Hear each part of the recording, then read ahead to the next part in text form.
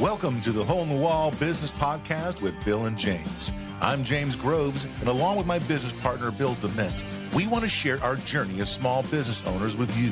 As owners of Hole in the Wall drywall repair, we will attempt to peel back the curtain of owning a small business in the trade service industry and talk about the many adventures of owning a small business. Hey, Bill. James, good morning to you. Good morning. Morning, James. How are you? I'm outstanding. Boy, it's busy times around here. We got training going on. Very exciting time at Hole in the Wall. The year started out with a bang. We've got new owners coming in, new processes being built, so it's fun. Yeah, it's very fun. Actually, it leads in great because some of the things we're working on is business development, business skill sets, sales coaching for our franchisees and all of our people in our sphere. And I had the pleasure of having a gentleman who's in my BNI meeting now, Jorge Figueroa. And so I thought it would be a great podcast having him on. Jorge. What did I say? Jose. I don't know. That's twice I said that. It's okay. Jorge. It's not the first time. I don't think he's offended. It's written down even. So definitely Jorge Figueroa. He owns Elev8 Leadership Solutions. He's former military. He's got a great personality, great energy. You know, in the pre-show we had with him, because I never had the opportunity to meet him before, just a few minutes before we are taping today. And I just love the energy. Yeah, I think he's going to be a great guest. I look forward to kind of digging in. Yeah, because I know him, but I want to be more knowledgeable and intimate of his background. Yeah. So anyways, Jorge, enough chatting. Welcome, my friends. Thank you. Thank you for the Thanks for opportunity coming in today. Spend some time with you guys. Absolutely. Thank you very much.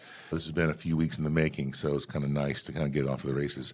So we mentioned a little bit, you own Elev8 Leadership Solutions. Obviously, you've taken your background, your military experience in leadership, and you've been able to hone it in to help small business owners and kind of grow their businesses.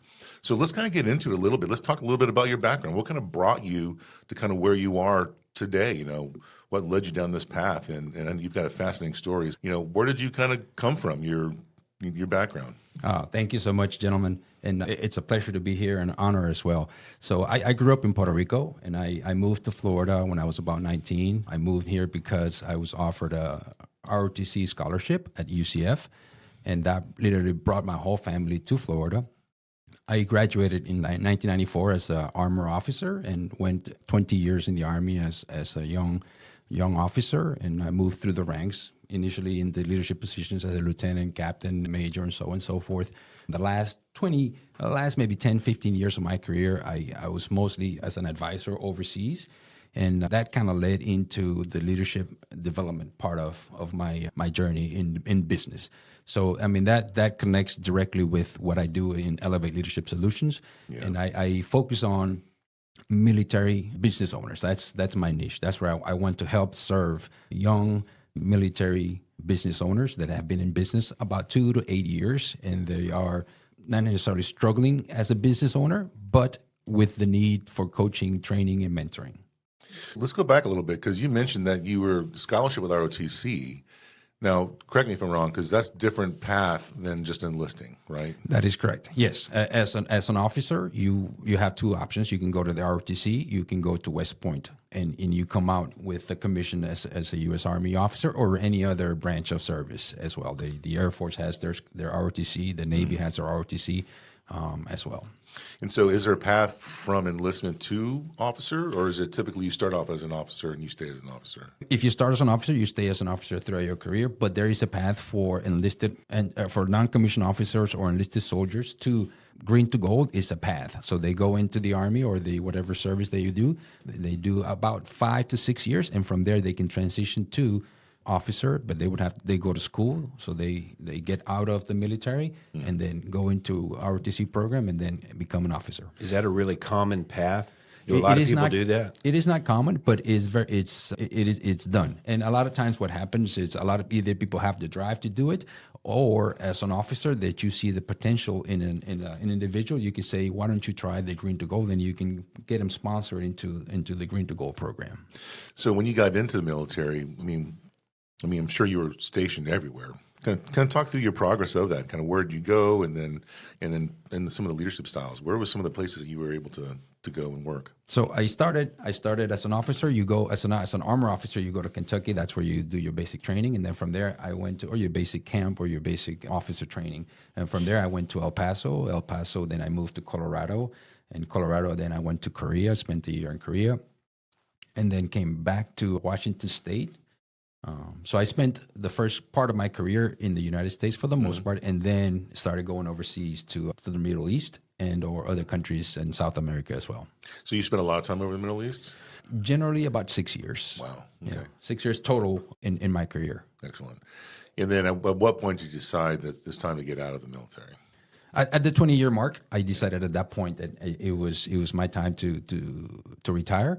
And yeah, at 20 years, it's the retirement time. Yeah. Yeah. You can stay in past 20 years. When you think about it, at your age, you have to make a decision. It says, do I want to stay in past 20 and or retire at 20 and then begin my second career at that point? So before you were even 40 years old, you've already retired? No, I was 40 because I spent 2 years in Puerto Rico, in the University of Puerto Rico. Wow. So I was 43 when I retired. Nice. Yeah. Wow. You get to start your whole life all over again. Exactly. So you can decide to stay past 30, and then you're 53 when you retire, and then getting a job at 53 is not the same as getting a job at 43. Oh yeah, true point. Yeah. So when you got out, what did you decide to end up doing with your time then? So at that point, I retired in 2014, came back to Florida, and I decided to go into corporate America. I started working at actually Tupperware, the company here, the headquarters. Yeah. And I did that for 2 years, and at that point, I decided, hey, this is not for me. I need to go into the contracting side of the house, and I went back to the Middle East as a contractor. Excellent. And in contracting, doing what? So I was doing literally leadership development. I was literally an advisor. I was doing the same thing in uniform, but then I decided to do it as a contractor as well. So it was doing training in leadership development with senior officers in the Middle East. Oh, okay. So you actually were able to go then and utilize the skills that you got in the military and keep training as a contractor. And that's exactly what happens. For the most part, most people that go work as a contractor is you're using your skill set into the civilian side of the house. I'm curious. The military is training you for these leadership traits, right? I mean, so what does that process inside the military look like?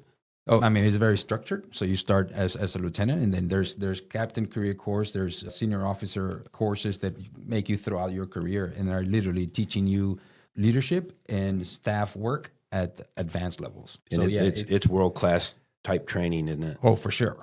I mean, people come from all over the world to send their officers to our schooling so they can understand our structure, and then they go back to their countries and serve in positions of authority. And how long did you do the contracting again? That was about 4 years. Wow, 4 more years. Yeah. Mm-hmm. Obviously, it had to pay pretty good, It wasn't bad. Yeah. I've heard stories. What made you decide to come back? So that's a great story that kind of goes back to where it all started. When I grew up in Puerto Rico, my father was in New York. So as a young child, I was in Puerto Rico with my mom and my sister. My father was in New York because he was earning a lot more money in New York so that we could live in Puerto Rico as a upper middle class family. Fast forward 20 years, I am a contractor, and the light switch went in my head. And I'm like, I'm overseas working away from my family so that my family has a better lifestyle. So I was repeating the story. Yeah, it was a familiar thing to you, wasn't it? Yeah, as a kid, I was like, I remember not having my father go to the football games, not my father taking me to. So I was like, "Whoops, stop! I gotta put an end to this cycle, and I don't care how much money I'm making. I don't care what's happening in the world, but I'm gonna stop, and I'm gonna go home." And I told my family I'm done with my work overseas, and that's how I decided what is there that is going to keep me from going back overseas. Because if you don't have a plan B, plan A has to work. Yeah. Right. So plan A was I'm going into the business. Because once I put all my chips in that basket, there's no coming out. So I told myself there's no plan B. Plan A is you're going to go into business, you're going to start a business, and you're going to make it work. Yes or yes. And did you were pretty much dead set on kind of the business consulting thing that you do? Initially, it wasn't. Initially, I started doing some research, and that's how I went into franchising. I bought a franchise. I did that for about 3 years. I realized that was not my passion. I realized that I love what I do as a business coach, and that franchise was kind of keeping me away from my purpose in life. So I decided I'm going to close that franchise, and I started Elev8 Leadership Solutions. So with Elev8, so let's talk a little bit about kind of who you're looking to coach, and what are some of the things that we can kind of pick apart in your process that we can maybe benefit some of our listeners. Yeah, that's great. That's a great question. So I generally, my focus is military, right? There's the people that you can help is exactly where you came from. And for me, it's military business owners, right? And I focus my search into maybe 2 years to about the 8-year mark. And the reason why is because in the first year, your business it's crazy, but you're not necessarily running into the roadblocks at that point yet, because everything is kind of gliding, and your first year is just kind of where you're in the honeymoon stage. And then after the 9 to 10 year, your business pretty much is established and is now in the prosperity phase, or should be in the prosperity phase. So I try to get business owners that is between the 2 to 8 year mark, because that's where most of the chaos, most of the hardships are coming from. So that's when we can come in as a business coach to serve and support business owners, particularly military business owners. So obviously you're going to bring to the table a lot more structure, right? Because I know military people like to have their SOPs, like to have the processes. Correct. Let's pick apart some of those things that you kind of go through, and what are some of the first things you look at when you start working with a company? I mean, we focus our energy into 3 things that make or break the business. And we say it's time, team, and money. And I may switch that to treasure, because I do the 3 T's, as we spoke earlier. That's a really good theme.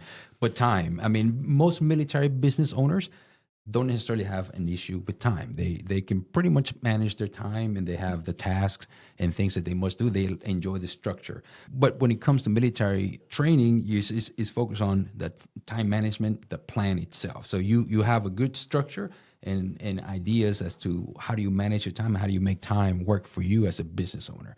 So time management is key, and most military business owners understand that, and they understand the structure. So that it's supporting that aspect of the time management. Yeah. So moving from the time, what was your second T again? It's team. So team is about the growth, right? So we're looking at business that are growing and how to expand. Again, the militaries don't necessarily need leadership, because you are trained, whether you're an officer or enlisted, you're told about training, and you understand training, you understand leadership, right? But how do you grow your team? How do you manage the organization? So that's where we focus on having a strategic plan for the business to grow for the future. And so that's something that you would help the business owner develop. You work with them to develop that. Correct. Yes, we do have the strategic plans, team building systems. We have employee acquisition plan. All those things we can help the business owner support for their business growth. Mm-hmm. Well, money's a big deal, right? Because when we see it, we got franchise owners that are less than a year old, and cash flow is king. Yes. Being able to plan for the hard times. Yes. Because it's not if, it's when there's going to be some hard times, Yes. right? And what advice would you give a business owner or franchise owner, somebody who's kind of bumping up against that wall of, I've spent about all I care to spend, but yet I'm in too deep to give up, right? And because there's going to be issues, right? There's going to be a payroll that you need to make that you may not be able to pay yourself for a second. That is true. Because when you grow a business, you're putting all your money back into the business, because you have to scale it big enough to support your own salary and the growth of the company. That is correct. And for us, it's like new vehicles and training and stuff. And, what are some solutions, or what are some words of wisdom you give someone who's kind of bumping up against that wall, and they're kind of hitting that I won't say panic, but that struggle phase, that. What is it Sean calls it? You're in the shakes. In the shakes. Like when that airplane's getting ready, he's right at the speed of sound, getting ready to punch through. That ship is just shaking.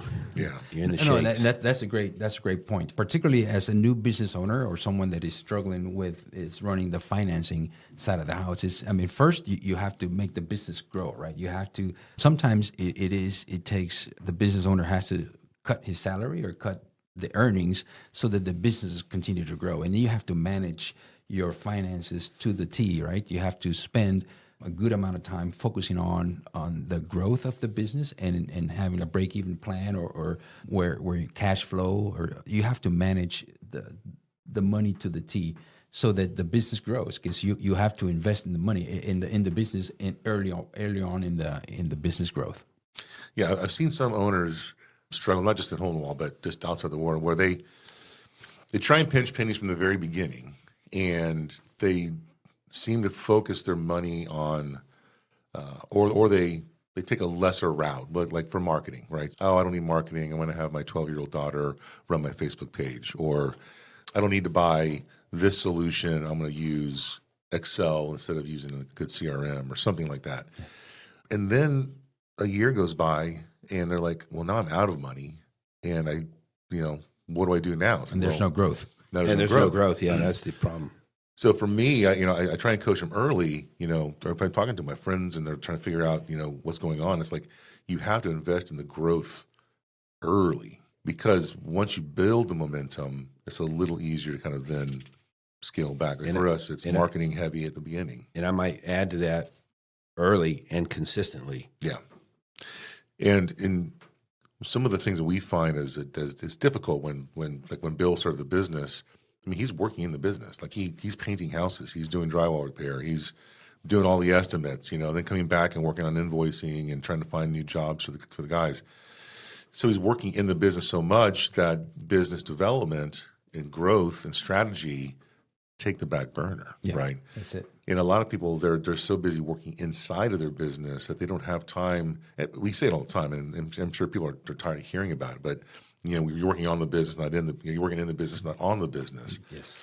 But it really is a real true thing, right? It is a balance. No, completely. And we try to give estimates or percentages. Right? Spend 60% of your time working on the business, and then 25% of your time working in the business, right? So it's just, you have to balance. You have to balance exactly what it is and how you divide your time. Otherwise, you run it's like you've heard you bought yourself a job. You didn't buy yourself a business, you bought yourself a job. And we as business owners, we want to teach, coach, and mentor military business owners into, now you have a business, now you're a business owner. Let's think about growth. Let's think about, as an entrepreneur, how do you make the business grow? And you have to invest, like you said, you have to invest heavily in the early part of the business. And you can't have a mindset that is a scarcity mindset. You have to think in terms of growth, and you have to invest. Otherwise, you'll stay year after year in the same revenue, same processes, and the business will not develop. And then as the business is growing, you have to be growing as an individual as well, right? Which Correct. I'm sure that that's a large part of what you do is helping.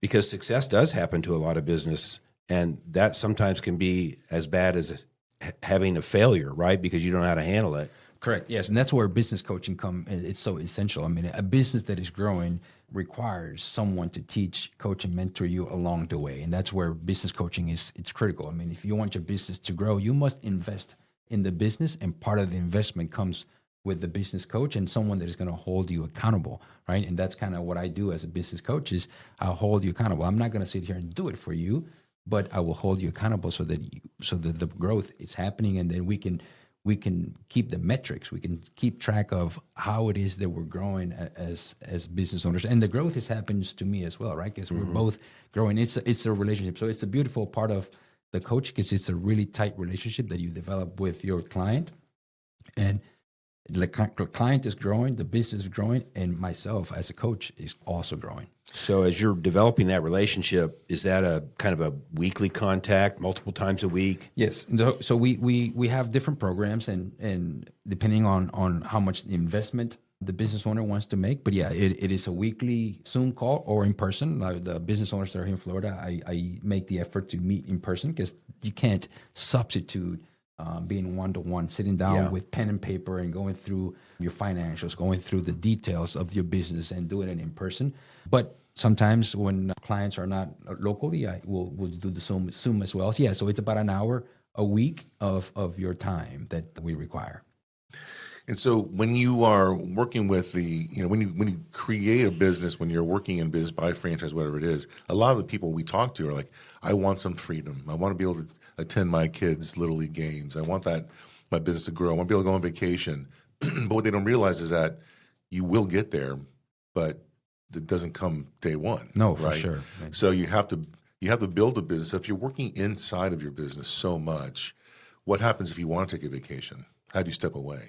Yep. Yeah, so you have to have the systems in place so that you can do that. And we encourage business owners to have the right processes in place so that you can enjoy the soccer games or the football games or the baseball games, whatever it is that you want to do as a business owner. The beautiful part of it is that it is your business and you're going to get out what you put into it, right?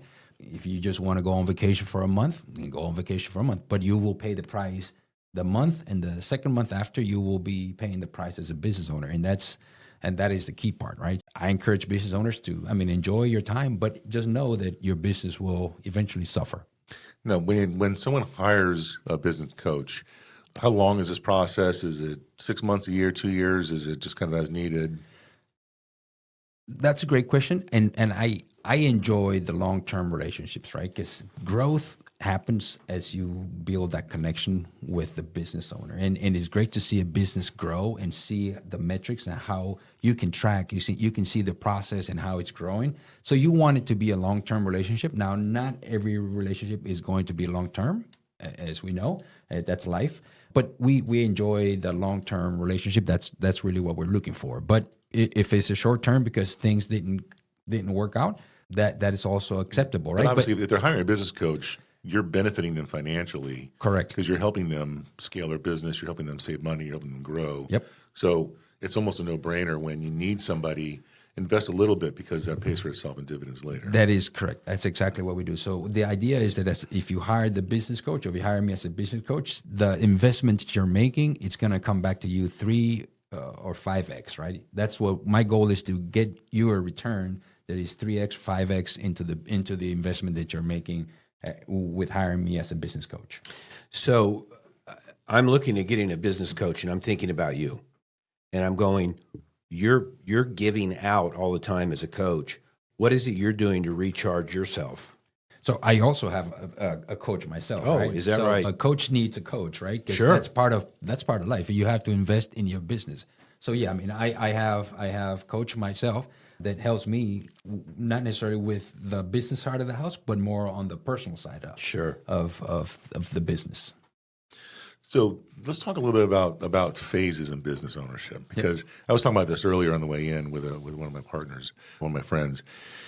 Like in franchising, a lot of the experts talk about, listen, you're in your honeymoon phase, your first year, things are going good, and then all of a sudden you hit that panic button because now resources are slow, but you're still growing, but you can't make payroll. Now you're freaking out a little bit, you're panic mode. And then you kind of get through that, and then all of a sudden now you have this future growth. And then they say in franchising, once you hit about 5 years or so, you get this, well, why do I even need a franchise? I can just do this on my own. Yes. And then you get past that and you're 6, 7, 8 year mark, and you're like, well, now we're coasting, we're making money, things are going good. Yes. Because business ownership doesn't, it's a journey, right? It's a marathon, not a sprint. That is correct. So what are some of the phases that you've seen businesses go through, and maybe some markers that as a business owner we can look out for? Oh, I'm in this phase. Let's not do something wrong. Yes, that's great. So we use the 5 steps to freedom. That's really a pattern, and we see, the statistics are there, the metrics are there. Every business owner goes through these 5 steps to freedom. And the first step is the creation phase. That's when, like you said, you're in the honeymoon. Things are going, and the business itself, it's like you're excited about it. You want to spend all your day working in the business because it's the honeymoon. You right? dream about it at night and on the weekends. Yeah. So you're excited about the business, and you're putting all your time and effort into it. And that's where the first year or so, that's the creation phase. A lot of things need to happen, just like the foundation. A lot of business owners have the idea. They go to Sunbiz, they create the business. Now they have an LLC or an S corp or whatever it is, and now they think they've made it. But if they don't follow the right steps in the creation phase, you will pay the price later on in life or in your business experience. So first phase is creation. Then we move into the chaos, and that's when we're looking at the 2 year to about the 8 year mark. So the chaos, it's when money's not there and you're spending too much time doing the business. Now you're the marketing, you're the operations, you're doing everything by yourself. The chief cook and bottle washer phase. That is correct. So that's all the chaos. And that's basically where a lot of business go through chaos and then come out of chaos and then go back to chaos, right? Because it's a cycle. So we try to help business owners in the chaos. And then we move into the control phase, and that's when things are now a little bit more established, and you have patterns, you have standard operating procedures, you have systems that are working for you. And now you start generating some profits and some income from your business. And then the prosperity phase, that's when the business it's growing and you're doing well. And that's about maybe you get the 6, 7, 8 year time frame.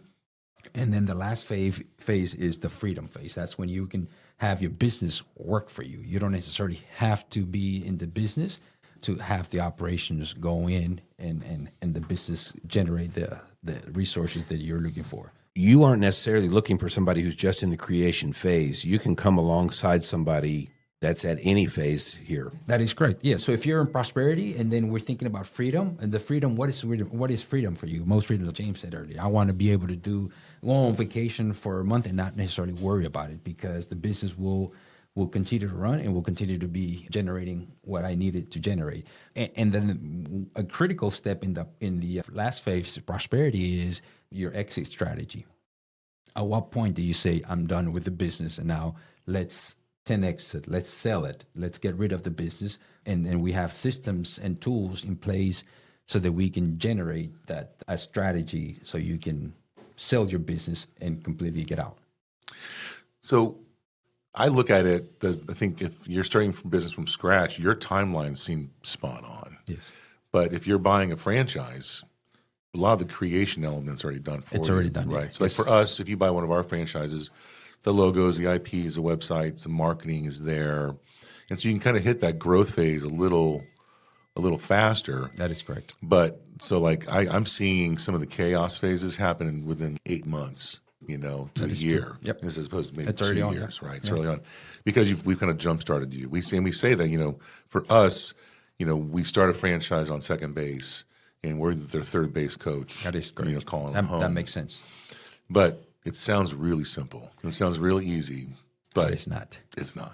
I agree. No, for sure. I mean, when you have a franchise, you have already systems and tools that are already done for you, which is great. I mean, if you're going into business as a new business owner, franchising is fantastic. Yeah, because you have the support, the technical background, and you have the calls, and you have a team that is around you to help you grow your business. And that's so invaluable. James and I have had the conversation any number of times. The next business we start going to be another franchise. Yes. We're just buying a franchise. I'm just going to buy a franchise. I don't want to start one from scratch again. No, for sure. You're like you said, you're in second base. You've already ahead of the game. Now, what happens is a lot of people buy franchising or buy a franchise, but not necessarily know about the business. They have the financial resources to buy a franchise, but they don't understand the process of running the business, all the things that are required. That's actually quite common to run the business. A lot of what we run into, a lot of business owners that are good at the task. So if you buy a franchise for a hole in the wall, you're pretty good at patching the holes on the wall, but you don't necessarily know about the financing side. You don't necessarily know about running the business itself, and that's where we come into play. That's how we can go serve your franchise owners. Yeah. So there's a misconception, I'm sure, but that hiring a business coach is expensive and it's just too cost prohibitive, right? Yes. You don't have to divulge any of your numbers, but you did mention that you want to bring value, that you're 5Xing, hopefully, your value. Yes. Talk about how we can kind of get past that mental hurdle.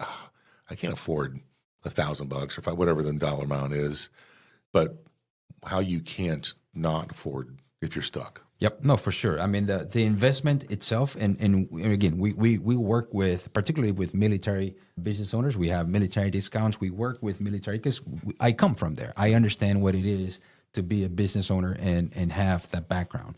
So we serve the community. We want to serve the community. But the numbers themselves, they try. My goal is to match what you're investing, and then again 3x it, 5x it on time. We make it reasonable. We're not here to break the bank. Let's just say I understand how difficult it is for business owners sometimes to generate the income to pay the business coach, but not paying the business coach will cost you a lot more money in the future, because not investing in the business early on will cost you long term. I heard a guy quoted years ago saying, if you think the cost of education is experience, getting a coach, wait till you see the cost of ignorance. Correct. That is true. Yeah, we've made a few mistakes over the years that have cost us a little bit. Yeah. That perhaps. But you've learned from it, you've grown from it, and now We like to think so. Yeah. I mean, but now as a franchisor, you can support as well your franchisees, right? yeah, and that's kind of where we are currently. That's why I started talking to you, because we want to start bringing a coaching element into our franchises. Because as smart as Bill and I are, our time will be limited, and I want to make sure that our owners are getting some really solid support. Yeah. So we're talking about doing things like mastermind groups. We're talking about doing mentorship groups. We have a great community as it is, Yes. and as we grow, owners can help other owners. But again, we're still young, right? Yep. So it's hard for an owner who's been open 6 months to really coach somebody who's been open a month, because there's not that big of a gap. It's like a babysitter, get a 12-year-old babysitting an 11-year-old, right? It's just, there's some good information. Yes. And as a collective, as a team, it's almost like a group counseling session. You can really have some great ideas. Yep. But there is the next level. There is either the one-on-one, or to have somebody who runs those groups that has a little more mindset. Correct. So one of the things that I have not mentioned before, I'm also a John Maxwell certified coach. I saw that you had a John Maxwell book with you. I was going to comment on that. Yes, sir, because John is phenomenal. Actually saw him last week in Life Search. Unbelievable speaker. He's just a great person. So I'm a certified coach with John Maxwell. So leadership, that's where most of my leadership development comes into play, right? For the business owners. So I tie the leadership aspect to a lot of the masterminds that John Maxwell has, and as a Maxwell certified coach, we would do masterminds and lunch and learns and things of that nature that are related to his books and the growth. For example, I have the 15 Invaluable Laws of Growth. I mean, I love that book because there's so much that you can get from there. You can do a mastermind week after week after week and just talk about 3 laws every time. And it's just a wonderful, wonderful way to get the business owners to think about leadership, think about growth, and think about how they can make their business grow. And then financially, you can split the cost of the coach amongst all your owners. So one owner's not bearing the burden of all of that cost. That is true. Yeah, that's kind of our goal. And as we grow, we'll have onboarding process, and we'll have business coaches that can maybe be on staff that know our processes. But until then, we want to make sure that our owners are getting the support they need for that. Which is why we'll talk to you afterwards, just kind of figure out what are some things that we can do. I know we're not necessarily military-owned business, but I do have military owners. Yep. That own franchises. Yep. But the thing is, you guys are franchisors. Your job is not to mentor the franchisees. Your job is to think strategically, how do you grow your franchise to the next level, right? So if you're tied up working with the numbers with a particular franchisee, you're not thinking about your strategic plan 10 years down the road, right? Yeah, that is accurate, what you say. However, our philosophy is, and that our success is directly tied to that franchisee. So if the franchisee is not succeeding, then neither are we. Yeah, I agree. So it's in our interest to do everything we can to assist them. Completely, and that's part of the franchisor, the agreement. But as a franchisor, I don't want to be in their finances. True. I think there needs to be a line of delineation there. Where let's have somebody else that can get us another eye on there, fresh eye on it. And it's not me, I can give them some advice. Here's what we did. Here's how we got through these hurdles. Yep. Listen to plenty of podcasts on it. This is 159 podcasts so far. Nice. There's a lot of data out there in the world. But I think having somebody else that can just kind of look them in the eye, kind of saying, hey, listen, you're in trouble. Let's pivot. Yep. Let's do something different here. Hey, you're spending too much time in the truck and not enough time developing new business. Correct. We talk about trade service partners, and it's important that we have strategic relationships with other brands, other companies that do similar things. But don't be satisfied with 10. Be satisfied with 50. I agree. So trying to figure out how to grow that side of the business. I think having somebody other than Bill or myself is beneficial. Yeah, for sure. I 100% agree with that. Not only that, you have the tool, so you're also a franchisee, so you have people that are working for you and running your local franchise as well. True. So that is a really good dynamic as well. Yeah. Well, all right, we're over half an hour here, and a ton of data has been pouring in. I'm just curious if we could distill down, or maybe one last kind of little moment that maybe you can give some insight, some some encouragement, whatever it is, to our owners, someone who's thinking about buying a business or someone who's in one of these phases that, they might seem a little desperate.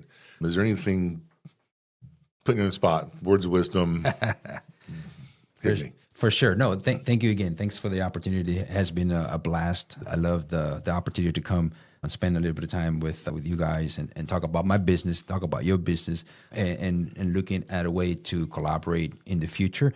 But as new business owners, I particularly military business owners, I understand the struggle. I was there, right? I was there myself. So I understand what's happening in the business, and I understand how to serve and support military business owners. If you're a military business owner and you've been in business between 2 to 8 years and you're struggling with your time, your team, and money, give us a call and we can make an arrangement. I mean, on my website we have a link that gives you an assessment as to where it is, where do you fall in the categories, and we can go from there. What's the best way to get hold of you? I mean, my Jorge at Elev8 Leadership Solutions LLC.com. That's my email address, my website. All the information is online in the Elev8 Leadership Solutions. And 407-353-5605 is my number. Again, 407-353-5605. Yeah, that's Elev8, ELEV number 8. That is correct. So it's Echo Lima Echo Victor 8, right? Got it. That is phonetically spelled, and then Leadership Solutions LLC. Love it. Jorge, thank you so much. Gentlemen, thank you so much for your time. Yeah, enjoyed having you. Yeah, thanks everyone for listening. We'd like to thank you for listening to the Hole in the Wall Business Podcast with Bill and James. We'd love for you to join our Facebook group and keep the conversation going. If you'd like to learn more about us and our business, check us out at holeinthewall.com. If you'd like to learn more about how to start a Hole in the Wall franchise, go to holeinthewallfranchising.com.